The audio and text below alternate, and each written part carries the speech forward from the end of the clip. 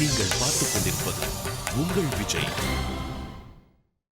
இது பார், உன்னோட முதல் குழந்தையோட ஃபுல் டீடைல்ஸ் எனக்கு வேணும். ஸ்டார்ட், சொல்லு. எத்தனை வாட்டி சொல்றது? என் குழந்தை இறந்து போச்சு. ஹுஷ். இது பார், அந்த குழந்தை சாகல. அந்த குழந்தைய நீ சாகடிச்சிருப்பேன்னு எனக்கு தோணல. ஒருவேளை உன்னோட எதிர்காலத்தை மனசுல வச்சுக்கிட்டு உன்னோட மிலிட்டரி அப்பா அந்த குழந்தைய உனக்கே தெரியாம யார்கிட்டயாவது கொடுத்திருப்பாரோ?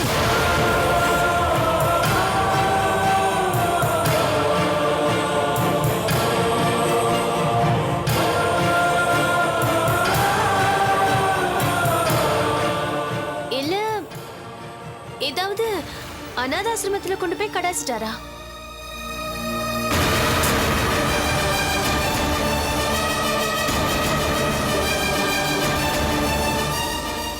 ஜெயந்தி, இதெல்லாம் நீதான் தெரிஞ்சுக்கணும். நீ தெரிஞ்சுக்கிட்டு என்கிட்ட சொல்ற. இது பாரு, சீக்கிரம் அந்த குழந்தை எனக்கு வேணும். ஏண்டி, என் குழந்தைய கண்டுபிடிக்கணும்னு எனக்கே ஆர்வம் இல்ல. உனக்கு எதுக்குடி? உனக்கு எதுக்குடி அந்த குழந்தை?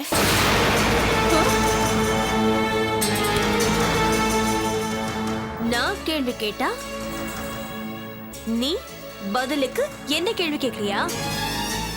ஏய், கேள்விக்கு கேள்வி பதிலாகாது. நீ கோவப்பட்டு என்கிட்ட கேள்வி கேட்டா நானும் கோவத்துல எல்லாத்தையும் சொல்லிடுவேன். என் ரகசியத்தை எல்லாம் தெரிஞ்சுக்கலாம்னு நினைச்சியா? நோ, அது நடக்காது. உன் புத்திசாலித்தனத்தை என்கிட்ட காட்ட முயற்சி பண்ணாத. பார், என்னோட ஒரே வார்த்தையில முடியக்கூடிய வாழ்க்கை தான் உன்னோட வாழ்க்கை. உன் புருஷன் முன்னாடி போய் நின்னு சும்மா இப்படி பண்ண போதும். அப்புறம் உன் முன்னாடி நின்று கேள்வி கேட்டுட்டு இருக்கிறது நானா இருக்க மாட்டேன். என்ன பொண்ணு மாதிரி நினைச்சிட்டு இருக்காரே என்னோட மாமனார், ஐ மீன் உன்னோட ஹஸ்பண்ட், அவர்தான்.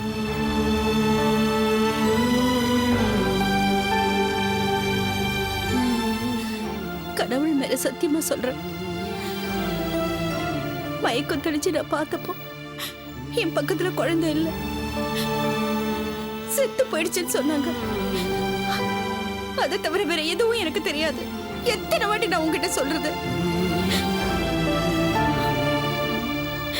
அப்படின்னா உனக்கே தெரியாம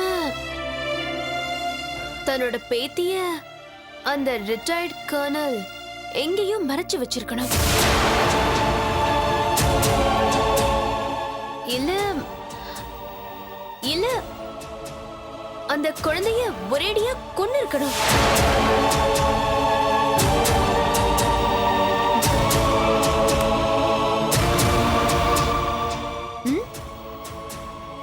என்ன என்ன அப்படி பாக்குற? துப்பாக்கி எடுக்க தெரிஞ்ச மிலிட்டரிக்காரனுக்கு ஒரு உயிர் எடுக்கிறது ஒன்றும் பெரிய விஷயம் இல்ல. பொண்ணோட வாழ்க்கையை காப்பாத்தணுங்கிறதுக்காக அப்ப பிறந்த அந்த பச்சை குழந்தைய கோழி குஞ்சு கழுத்தை நெரிக்கிற மாதிரி நெரிச்சு கொண்டு இருக்கலாம். ஜெயந்தி, இது பார், நீதான் இது எல்லாத்தையுமே கண்டுபிடிக்கணும். தப்பான உறவுல பிறந்த முதல் குழந்தைய பத்தி எல்லா டீடைல்ஸையும் நீ என்கிட்ட சொல்ற வரைக்கும் உன்னை சுதந்திரமா மூச்சு விட கூட விட மாட்டேன். உன்னோட வாழ்க்கைய முழுசா அனுபவிக்க நான் விட மாட்டேன். நான் தான் சொன்னேனே, என்ன கொன்னுடுன்னு. என்ன கொன்னுடு.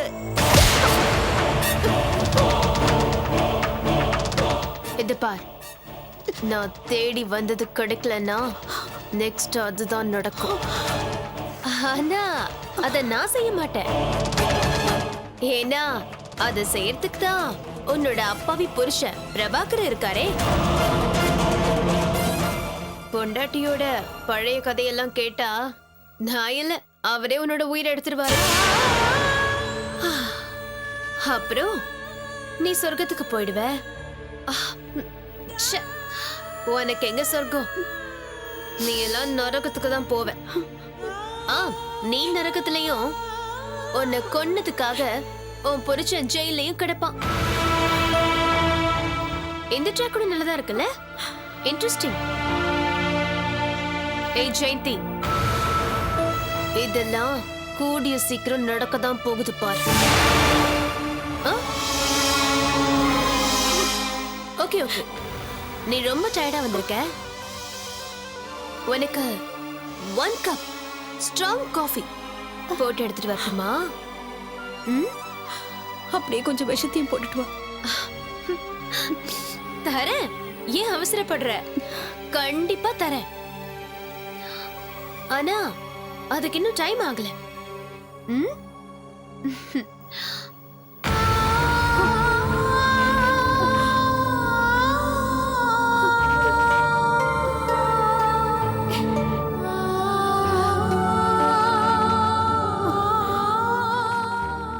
ஒருவேளை இவ சொன்ன மாதிரி எனக்கு பிறந்த குழந்தைய அப்பா கொண்டு இருப்பாரா, இல்ல ஏதாவது அநாத ஆசிரமத்துல சேர்த்திருப்பாரா?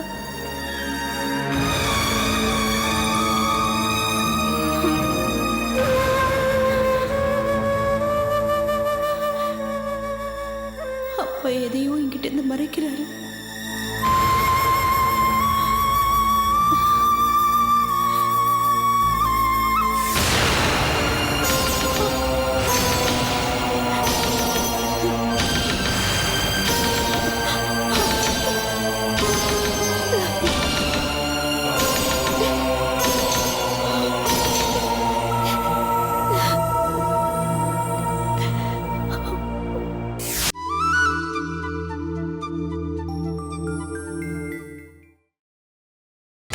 நீங்கள் பார்த்துக் கொண்டிருப்பது உங்கள் விஜய். அமலாமா,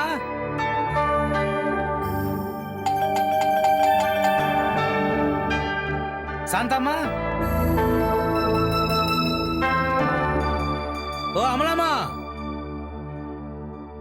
என்னது கதவை திறந்து வச்சுட்டு எல்லாரும் வெளியே போட்டாங்களா? யாருமே காணும். சாந்தம்மா,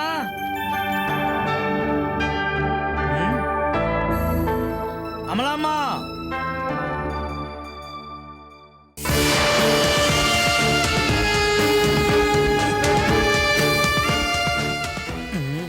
அடேங்கப்பா, படைப்பால நீலாம்பரி வர மாதிரி இல்ல, தினாவட்டா வருது. யார் பொண்ணு? அம்மா இருக்கிற திமிர்ல பாதி கூடவா இல்லாம போயிடும். என்ன அங்கிள், என்ன பார்த்ததும் ஏதோ முணுமுணுத்த மாதிரி இருந்தது. அது ஒண்ணு இல்லம்மா, நீ படியில அப்படியே ஸ்டெப் பை ஸ்டெப்பா நடந்து வரும்போது எனக்கு இந்த படைப்பா படத்துல இல்ல நீலாம்பரி கம்பீரமா நடந்து வந்த மாதிரியே இருந்தது. அதை மெய் மறந்து அப்படியே ரசிச்சுக்கினே இருந்தேன். மகாகவி பாரதியார் சொன்ன மாதிரி நிமிர்ந்த நடையும் நேர்கொண்ட பார்வையும் உனக்கு. அது மாதிரி எல்லா பொண்ணுகளுக்கும் இருந்தா தமிழ்நாடே எப்படி இருக்கும்னு நினைச்சு பாக்குறேன். சந்தோஷமா இருக்குது. ஏமா அமலாமா, எங்க உன் மாமியாரு மகேஷ் யாரையும் வீட்டுல காணோம்? அவங்களுக்கு உடம்பு சரியில்லைன்னு அவர்தான் ஹாஸ்பிட்டலுக்கு செக்அப் பண்ண கூட்டிட்டு போயிருக்காரு. ஏன் அவங்க கிட்ட ஏதாவது விஷயம் சொல்லணுமா? சீ, எப்ப வந்தாலும் இங்க வெயிட்டா உட்காந்துருப்பாங்களே, காணுமேங்கிறதுக்காக கேட்டேன். ஆக்சுவலா அவங்க இல்லாத ரொம்ப நல்லதா போச்சு. நான் உங்ககிட்ட பேசுறதுக்கு தான் வந்தேன். என்ன விஷயம்? உங்க அம்மா இருக்காங்களே ப்ரொஃபசர் ஜெயந்தி மேடம், அவங்க கிரிமினலா ஏதோ பிளான் பண்றாங்கன்னு நினைக்கிறேன். என்ன அங்கிள் சொல்றீங்க? இது ஒண்ணு இல்லம்மா, உங்க அம்மா கெமிஸ்ட்ரி ப்ரொஃபசர் இல்லையா, அதான் எல்லாத்துலயுமே ஏதாவது கெமிஸ்ட்ரி இருக்கான்னு ஒர்க் அவுட் பண்ணிருப்பாங்கல்ல, அதான் சொன்னேன். புரியுற மாதிரி சொல்லுங்க அங்கிள். உங்க அம்மாவை அந்த ரவுடி ஆண்டனிக்கிறான்ல, அவன் அடிக்கடி சந்திச்சு குசு குசு குசுன்னு ஏதோ பேசுறான்.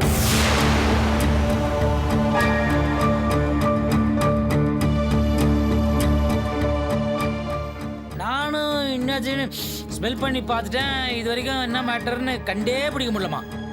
அத்தை விடு, உன் வீட்டுக்கு வந்ததுல மருமகம் உன் தம்பி பொண்டாட்டி, அது இவங்க மொபைலுக்கு ஃபோன் பண்ணா கூட இவங்க சும்மா அப்படியே அதிர்றாங்க.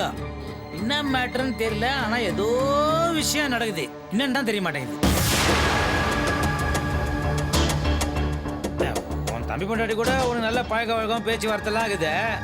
உனக்கு எதுனா தெரியுமா, இல்ல நீயே உன் தம்பி பொண்டாட்டி மூலமா எதனாவது கெமிஸ்ட்ரி ஒர்க் அவுட் பண்ணிக்கிறியா? அப்படி எதுனா இருந்தா என்கிட்ட சொல்லு. அது எல்லார்கிட்டயும் சொல்லவே மாட்டேனே, அதை நான் மனசோடே வச்சுக்குவேன். அதுக்கு தான் கேட்குறேன். தயவு செஞ்சு அந்த வீட்டு விஷயத்தை பத்தி என்கிட்ட பேசாதீங்க. என் புருஷன் என்கிட்ட பேசும்போது கூட நான் இதே தான் சொன்னேன். எனக்கு இதை பத்தி எல்லாம் தெரிஞ்சுக்கணும்னு அவசியமே இல்ல. நீங்க தயவு செஞ்சு என்கிட்ட அவங்கள பத்தி பேசாதீங்க. சாரி சாரி சாரி, உங்க அம்மாவை பத்தி பேச்சு எடுத்தாலே உனக்கு பிடிக்காதுல்ல, மறந்து போய் நான் அந்த டாபிக் ஓபன் பண்ணிட்டேன். Excuse me. Cool cool cool. இது இது நீ புருஷன் சொன்னதுமே எனக்கு டக்குன்னு ஞாபகத்துக்கு வந்தது. என்ன பொண்ணுமா நீ? நேற்று மவுண்ட் ரோட்ல உன் புருஷன் கூட போகும்போது பைக்ல பார்த்து போக கூடாது, உன் துப்பட்டா அப்படியே வண்டியில மாட்டிக்க இருந்தது. அதை பார்த்தவொடனே கப்புன்னு ஆகி அமலாமா துப்பட்டா அமலாமா துப்பட்டா அமலா துப்பட்டான்னு கத்தினேங்கிறேன். காதுல வாங்கிக்காம போயினேங்கிறேன். ரோட்ல போறவனா யாரடா துப்பட்டான்னு சொல்ற, யாரடா துப்பட்டான்னு சொல்றேன்னு கேட்டு அடிக்க வரான். என்ன அங்கிள் பேசுறீங்க? நான் அவர் கூட பைக்ல உட்காந்து போனேனா?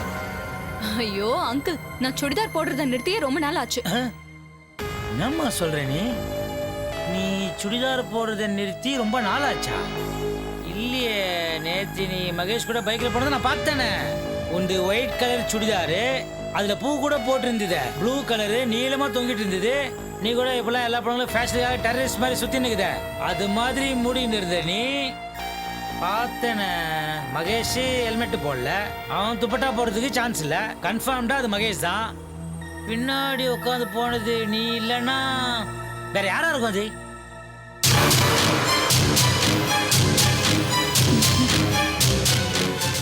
பைக்கை ஓட்டின்னு போனது நிச்சயமா மகேஷ் தான். எனக்கு இருக்கிற சுகர் வியாதி மேல சத்தியமா என்னால சொல்ல முடியும். ஆனா பின்னாடி டெரரிஸ்ட் மாதிரி மூஞ்சிய மூடின்னு போச்சா அந்த பொண்ணு, அதனால அந்த பொண்ணு தான் யாருன்னு சரியா தெரியல.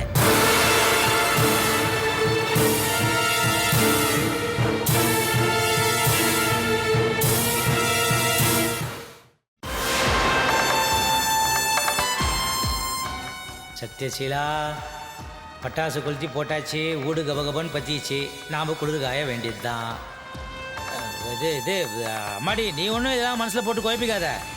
அது இப்போ இந்த பேங்க்லலாம் ஒன்றா வேலை செய்கிறவங்க சகஜமாக பழகிறது ஒன்றும் தப்பான விஷயம் இல்லை. ஏதாவது கூட வேலை செய்கிற பொண்ணு லிஃப்ட் கேட்டிருக்கலாம், தம்பி யதார்த்தமாக அதை வண்டியில் ஏற்றிருக்கலாம். இப்போ தான் ஒன்றா வேலை செய்கிறவங்க சேர்ந்து சகஜமாக சினிமாவுக்கு போகிறதும், சகஜமாக காஃபி ஷாப்புக்கு போகிறதும், சகஜமாக ஒரே பிட்சா வாங்கி 2 பேர் சாப்பிட்றதும், சகஜமாக இது ஒரே இது இப்படி இதெல்லாம் இது சாதாரண விஷயமாயிடுச்சு. நீ தான் கொஞ்சம் கண்டும் காணாமல் அட்ஜஸ்ட் பண்ணின்னு போகணும். அப்போ நான் வரட்டுமாம்மா?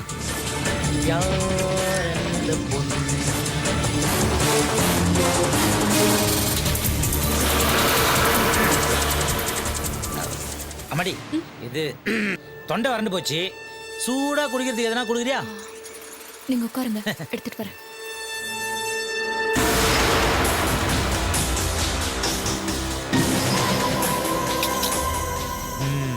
இப்போ இந்த பொண்ணு கையால ஐஸ் வாட்டரே கொடுத்தா கூட சூடாதான் இருக்கும்.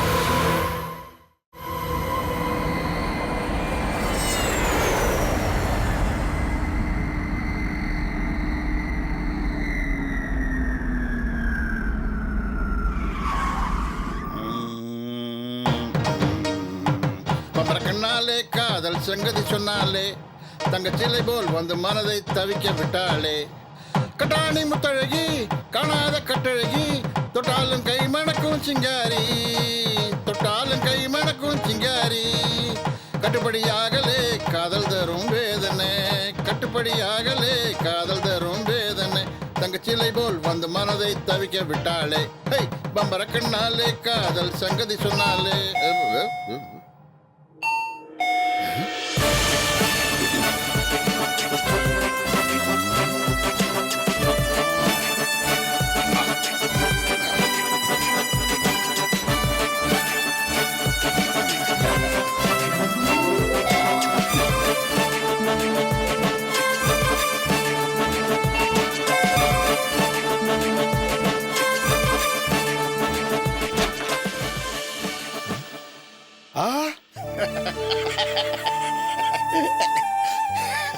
Hi Manibharathi, what a surprise. எப்படி இருக்கு அருணாச்சலம்? நல்லா இருக்கேன், என்ன பாரு. கம் கம், உள்ள வா உள்ள வா. வா வா வா வா வா வா வா. என்ன ஒரு இன்ஃபர்மேஷன் கொடுக்காம திடுதுப்புன்னு வந்து இறங்கிட்ட? நீ லாஸ்ட் டைம் கல்கட்டா வந்தபோது சொல்லியிருந்தேனே நான் சென்னை வரப்போறேன்னு.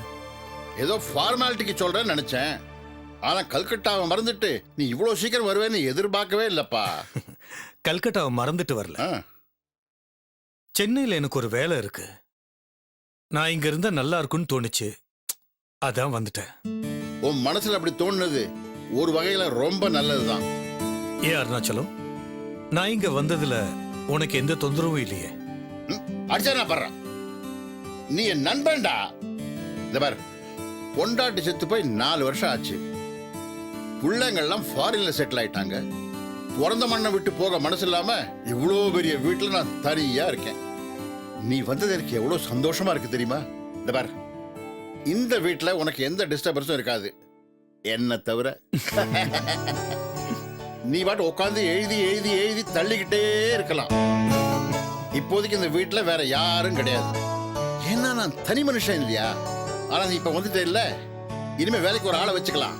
இந்த பாரு, இந்த வீட்டுல உனக்கு எந்த ரூம் பிடிச்சிருக்கோ அதை நீயே எடுத்துக்கோ. அது உன்னோட ரூம்.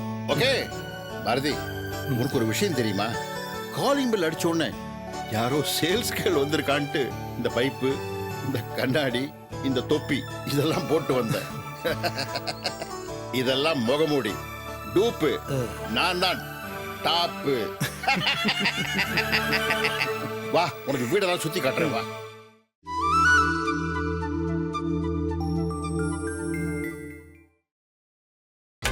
நீங்கள் பார்த்துக் கொண்டிருப்பது உங்கள் விஜய்.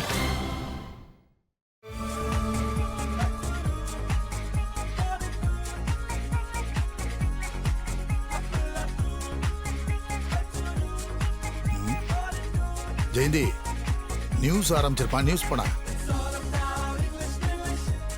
மணிபாரதி அளித்த பேட்டியிலிருந்து எழுத்தாளனோட தேடல் எதுல வேணாலும் இருக்கலாம்.